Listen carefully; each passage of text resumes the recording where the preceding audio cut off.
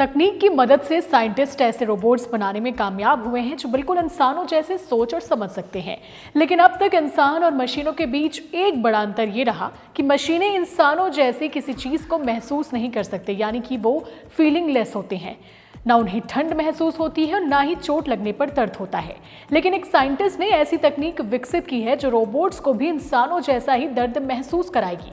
City university of Hong Kong के engineer you गाओ और उनकी टीम ने एक ऐसी न्यूरोमॉर्फिक रोबोट स्क्रीन तैयार की है जो बिल्कुल हमारे नर्व सिस्टम की तरह काम करती है। ये तकनीक रोबोट्स को ये समझने में मदद करती है कि उसे किसी ने प्यार से छुआ है या फिर कोई ऐसी चीज लगी है जिससे उसे नुकसान पहुंच सकता है। फॉर एग्जाम्पल, जिस तरह हमारा हाथ किसी गर्म चीज को छूते ही बिना सोचे समझे पीछे हट जाता है, ठीक वैसे ही क्षमता अब रोबोट्स में भी होगी। इसकी मदद से रोबोट न सिर्फ फिजिकल डैमेज से बच सकेंगे बल्कि उन्हें यूज करने वाले लोग भी चोटिल होने से बच सकेंगे।